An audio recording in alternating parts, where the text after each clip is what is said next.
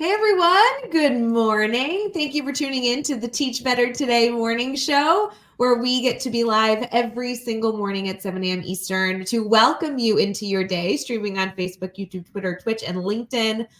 I am very, very excited for all of you to connect once again with Carly Spina. If you have not connected with Carly and this is your first time, then I truly could not be more excited for you. This is going to be a really amazing connection.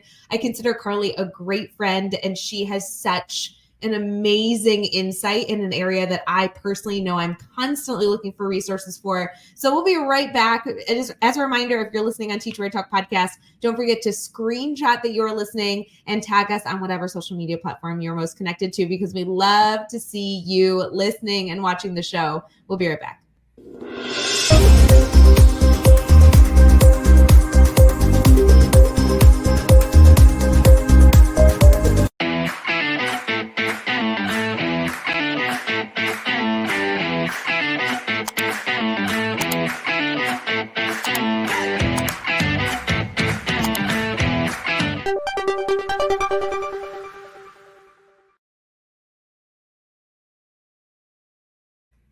Hey everyone, good morning. Welcome to Teach Better Today morning show. Carly Spina in the house. How are you, friend? I am so good. I'm so excited to be on here with you this morning. I feel like it's good to hang out and see all of our friends that are here. So this is wonderful. I'm so excited. So good. If you are listening in the comments live, don't forget to say hello. Tell us where you're listening from. Carly, I don't know how, I know I said this to you before we went live, and I just need to say it again. I don't know how to express to you how nice it is to get some Carly Spina time with you wearing pink. It's just necessary. We need this in the world. I'm so glad that you showed up authentically as yourself with the bright color that you are. Thank you. I always have to wear my pink in some type of way. But I have to say, I have been having to wear strict gym shoes for the past month or so.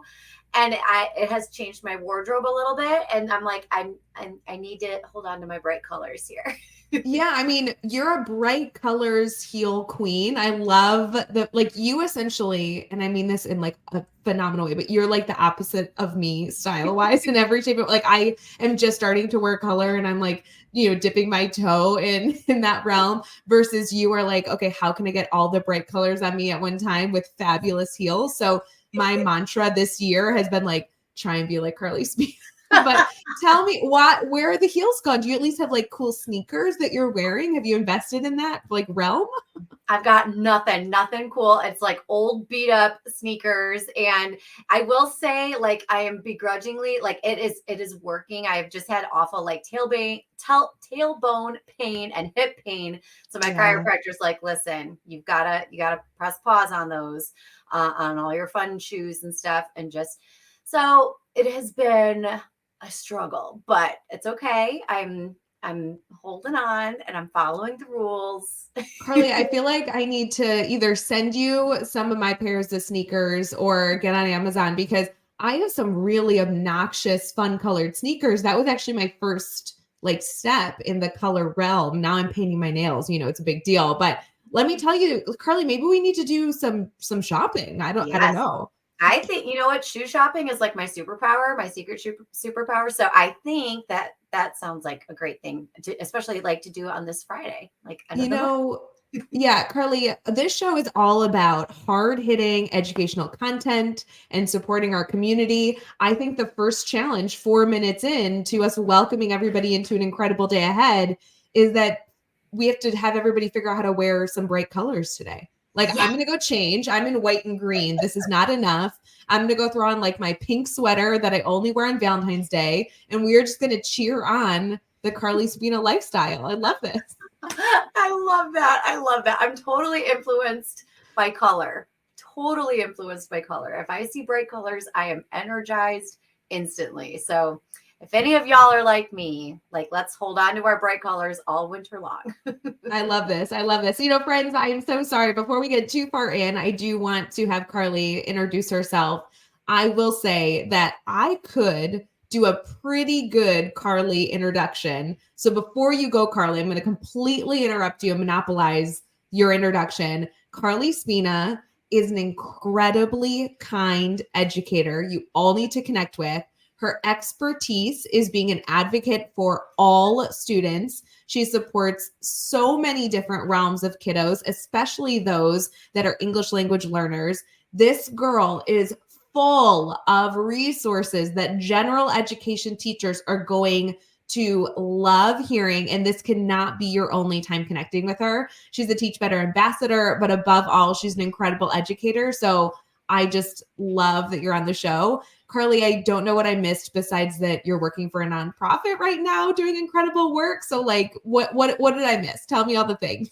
I mean, I think you hit it. Like that's really just my jam, my passion, my drive. All my energy comes from like really looking at ways for all of us to serve and support multilingual students and families and programming with like, again, like with tools that we can use now, like little nuggets of like mindset shifts, like small shifts that have big impact. And, you know, and sometimes I think as educators, like we get a little intimidated. Like if I don't have like an endorsement in a certain area, like on my teaching certificate, I'm like, look, I don't know, that's not my thing. I don't know what to do. But like there are things all of us can do. We don't have to like have a special certificate. Like we can all do this work and we can all equip ourselves with some great tools and we can do this. I think it's so great because Carly, wow, I know you love the fun and the colors and all this. You are so rooted in data supported practices. You love studying students. You love finding the right fit for everyone's individual needs versus just, you know, like many of us, when we have students that we're trying to support, we just like kind of throw everything at the wall and see what sticks. So tell me a little bit. I know we're like kind of jumping ahead a bit, but tell me about how you got into this space being such a focus for you, because you have truly become such a resource for students and teachers finding ways to best communicate with one another and support the growth and learning happening in school. So where did that come from? So I grew up in like on the north side of Chicago, and everyone in my neighborhood, it was just like a very linguistically rich neighborhood. And so we just always like we were always around languages. And then for my own personal family, like I think many families in the US, our own family, like we had generational language loss, like across generations. And I think again, like, right, that happens to a lot of us. And so we were like like my grandparents, my great grandparents, they were told not to pass down any language skills other than English. And so again, now we're completely cut off from that. We don't have that. And so I was just kind of aware of it growing up, and it was just always a part of life. And then like, as I grew, like, and, you know, attended high school and college, I was able to take language classes, like, again, like out of a privilege, really, not out of a necessity to survive or navigate life. And so doing that really helped me just kind of understand who I am as a languager and who other people around me are as languagers, and really see how language connects us. Like it's, you know, I think sometimes we hear the phrase like language barrier, and it's a phrase that like, it kind of makes me a little itchy, because I think for so long, it has always been posed as something like that implies a struggle to overcome. Like languages are a barrier to overcome, instead of saying, no, languages are a part of who we all are. And so as I got into education, that was my first thing out of college, as I was an EL teacher. And like, I just never have left this field, because there's so much power and richness in elevating our languages and exploring like even who we are as languagers, like who play with language. Like think of all the puns. Like I always think like all the puns we have, like we're always playing with language. Our young people are always playing with language too. Like I learn all kinds of slang all the time from my own kids at home. They're always playing with language. Oh my gosh. If you're listening right now, I would love for you to put a like slang, a 2023 slang in the chat, because this is my constant like joke with our two youngest is like, what does that word mean? Like, did you make that up, or is that like colloquially accepted right now? Like, what happened to just like what's up? Like that's slang in my world, but I like can't even keep up now. I love it. That's one of my favorite things to do. Like when I'm in a workshop, especially with like middle school educators or high school educators, I always start off with like, can we celebrate the linguistic creativity and the linguistic playfulness of our young people? Because it is so cool.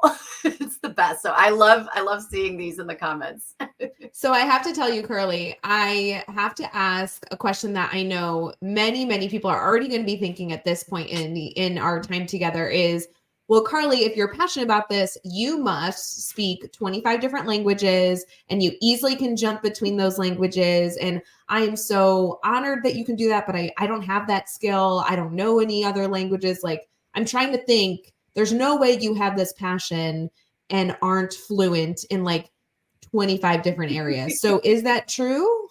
So I'm so glad you asked this because I think that's like one of the misconceptions. Like a lot of people will say like, "Oh, you're an EL teacher or you're a multilingual teacher. That means you are multilingual and you speak, Korean, Mongolian, Russian, like all of the like no." So I speak English and I speak Spanish. But like my language skills are just always in constant fluctuation.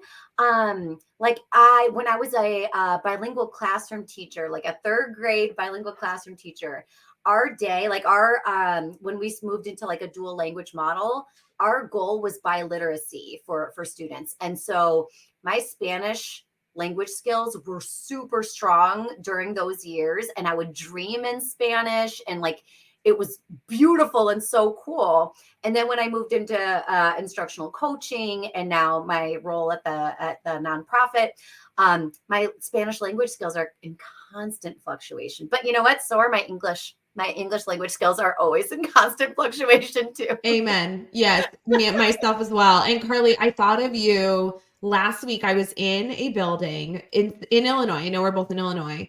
And it was a second and third grade building. So it was like elementary, but only 2 grade levels. And I was specifically observing the second grade teachers, and there was 6 of them. So like that felt like a good chunk. Yeah. They were all planning together and they were all teaching math when I was there. So essentially, as I popped into these classrooms, I was seeing essentially the same lesson plan being implemented by the teacher. But 2 of the 6 classrooms were full Spanish speaker classrooms. I still can't stop talking about, it was the coolest thing because I'd pop into one classroom, they'd be speaking English, doing like really rich dynamic lesson planning. And then you'd go one room over and it was this it's like equally incredible teacher, fully speaking Spanish. I don't speak any Spanish. It was the coolest PD. Like I loved it. That's amazing. It's amazing. And I think that's so cool about like dual language teachers, EL teachers, bilingual teachers. Like we're doing all of the content all of the time, right? We're doing the math and the science and the social studies. We're doing all the content, but we're also doing the languaging, right? Like, so it's like a 2-for-1 special and it is glorious. And I loved it because specifically the way that these teachers planned, which again, I cannot wait to go back to this school. The English teachers that were teaching math were like talking with students and all this, and they'd be like, do we know that word in Spanish? And they would like recite it. And then the same thing was happening in the Spanish classroom where they would be talking, what's that word in English? And they were doing like adding and subtracting multi-digit numbers. I'm like, oh my God, this is like, I was there to do the PD, but I was actually there learning for sure. I don't know that I provided any value because my mouth was on the floor the whole time. That's incredible. And see, and I love those like moments where we can just bring in, like, just invite in the language, right? The heritage language, even if we don't have, right, that language skill as instructors. I might say like, how do you say this in Ukrainian? And like, let's get that captured and like, let's hold it up because like, it's equally as valuable and important, right, to what we're doing when we can have those languages side by side. I think that's so cool and beautiful. Yeah, I love that. I love that reminder too, as teachers, that we can actually ask those questions and maybe not know the answer and work with the students to find the answer. Because as a teacher, I know I had a French student come in. that was so fun to play with language with that child. And then I know, even in schools where my own kids go, they're like, oh, we just got a new student from Ukraine or from Russia or from Brazil. And how nice is it to just nicely incorporate these fun opportunities for learning. I love this focus. So Carly, what I'd like to do is we're going to transition to our team talk. And I would love to have us get into some of the resources that a general education teacher, a teacher listening, maybe even a principal could say, okay, fine. I love language too. You convinced me, Carly Spina. What exists for us to take a step into being better in this area and share some tools with them? Does that sound good? That sounds awesome. I'm ready. All right. We'll be right back.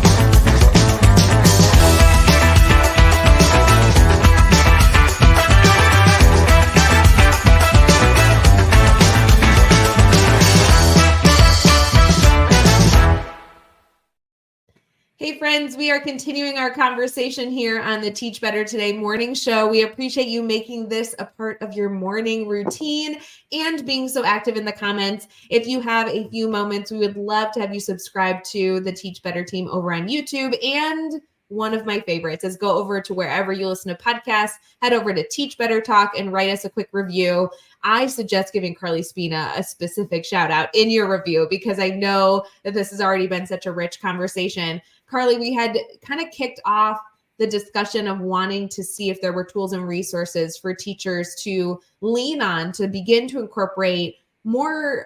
I loved how you phrased this earlier, like the fun of incorporating language into their classrooms. Can you speak to that a little bit more?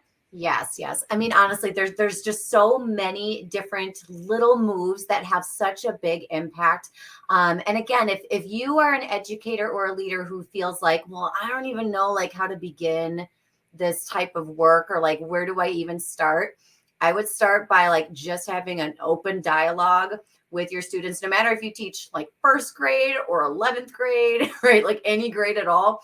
This could be a 5-minute conversation. It could be a full hour conversation. Choose your own adventure, but have everybody just kind of share out like what are the languages that exist in their lives.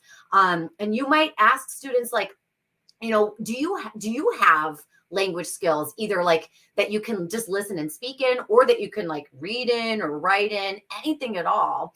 And then just start to capture those like on a list, like put it like on either like a little handout size thing or a big old poster, and just collect the languages that are present in our lives. And then you could even take it a step further and ask about like, well, what about your family members? What about your neighbors? What about, your friends? What about in your house of faith? Like, and just get it all captured and collected. And then like now you have this beautiful like image with all these languages represented. And I want you to hang it up, but I don't want you to hang it in your classroom. I want you to hang it outside your classroom door.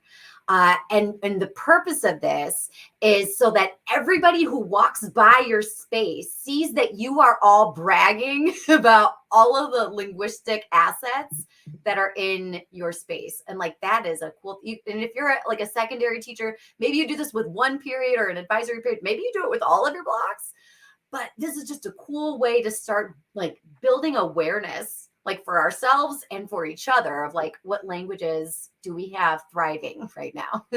I love that you can do that with any subject area, like a science teacher, a math teacher. I think some of us lean on our English teachers or our foreign language teachers to create that culture. And it's so interesting. You just said it could be a 5-minute discussion or a 45-minute discussion that opens it up for any teacher anytime next week to be able to say, okay, this is my bell ringer. Like, I'm going to do this really quick.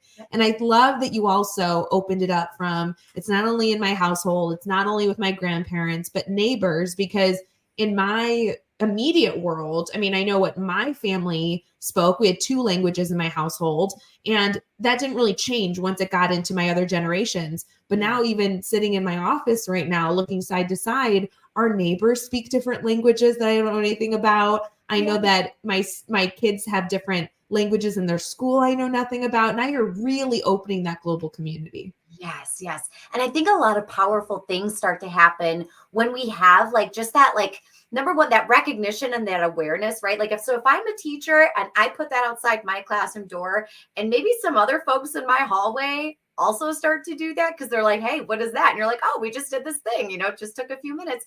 But now everybody's bragging about our languages. And now, again, it's making that shift, right? This is not like, it's not a barrier. Like, this is a cool thing. And we all have, like, this is alive and present in our community. And then anytime you have like a guest that comes in to the school, or like if you open up your doors for like parent teacher conferences or a family literacy night or anything like that, now all these guests are walking through the halls seeing how we are elevating our languages and we're proud of our languages. And like, this is just a very natural, beautiful part of who we are at this school. What I like about this, Carly, as well, is the reminder that it then provides far beyond the activity. I think most of the time, educators don't do things that are great for student learning simply out of overwhelm and ignorance. Like, it's not a conscious decision. Educators want to do the best stinking thing at every single moment. I try so hard to remind others to not fault educators for the gaps and the things that slip out of our brains that we're like, oh my God, had I had a reminder, I would have never, ever, made that decision consciously. And this allows us to constantly have that very simple, very small reminder to say, how can I celebrate language? Is there a way to incorporate this today that I may not have thought of? Yes, absolutely. And then, like, again, like, we carry so much guilt about a lot of different things. And I think sometimes, again, when we feel like ill-equipped, even like I keep having conversations with districts who are like, we don't know what to do. We are receiving a lot of newcomer students, and this is kind of a newer situation for our school. We don't know what to do, or like, and also we don't know what we don't know. Yeah, Right? I don't know what questions to be asking. Right, Yes. Mhm. exactly. And I think that, like, again, the more honest discussion we can have about this, like, we're not bad people. Like, we're hungry for answers and resources and tools. We just, it just sometimes begins with like that dialogue of like, all right, I'd like to start dabbling in this. I'd like to try out some things. Carly, it's interesting. I know that so many of us love to have the answer. And sometimes it's so much more important for us to not have the answer, but to be able to know the people we can lean on to gather the answers to best support us. So what I'd love to do is have you actually share your personal contact information, but also other organizations that I know you're connected to that might be valuable, because the little challenge of asking about languages in your immediate circle, I think is such a great way for us to get started. And then I'm hoping that they add this into their network so that the educators here in our Teach Better community can continue exploring the amazing resources and people out there to help us be better. Yes, absolutely. So for anyone who's listening, either now with us this morning or later on catching the replay, please use me as a thought partner. Like, that is, again, that's like my whole jam. If somebody sends me a DM or someone sends me an email and says like, hey, Carly, I have a question, I'm like, yes, let's talk. Like, this is the best. So I'm on Twitter. That's probably where I'm like most active. My handle is at Mrs. Spina's Class. I'm also on TikTok, but I will tell y'all, like, that is still one that I'm like playing around with. I'm kind of dabbling. I'm being a learner, right? Like, I'm trying stuff out, taking some risks. So I'm on TikTok with the same handle at Mrs. Spina's Class. And then I'm on LinkedIn, I'm on Facebook.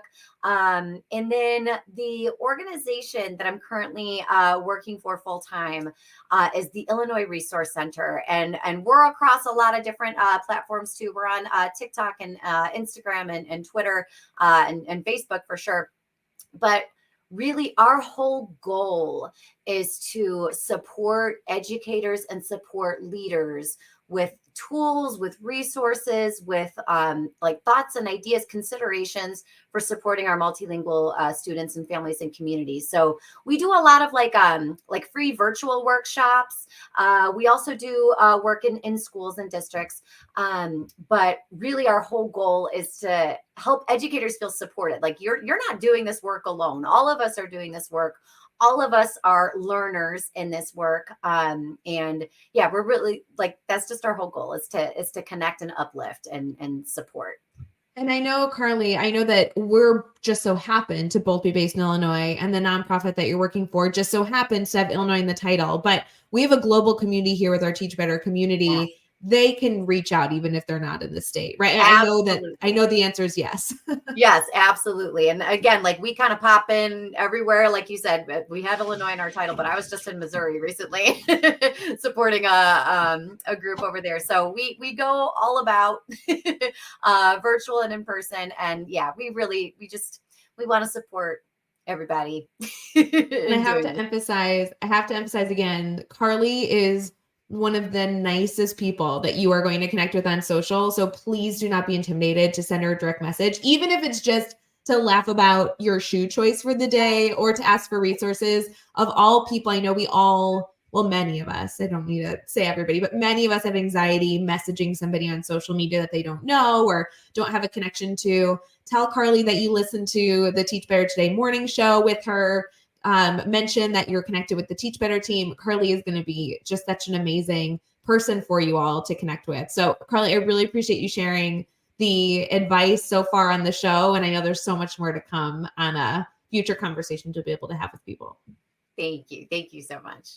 So good. For everyone else, we hope you have an amazing day ahead, a great weekend ahead as well. And we hope to see you super soon on the Teach Better Today morning show. Don't forget to tune in to our Sunday weekly warm-up, which is also a weekly show happening exclusive in our private group over at teachbettergroup.com. And we'll see you all soon. Have a good day, friends. Bye. Hey, Teach Better community. Thank you so much for joining the Teach Better Today morning show every single weekday at 7 a.m. Eastern. We have so many resources for you outside of this live stream at teachbetter.com, including blogs, podcasts, and professional development that will bring our team to your school. Wherever you are listening from this morning, please make sure you are sharing and celebrating the incredible educators in this world. And hey, if you are listening over on a podcast to Teach Better Talk, we would love a 5-star review. The comments are always so entertaining. We'll see you tomorrow.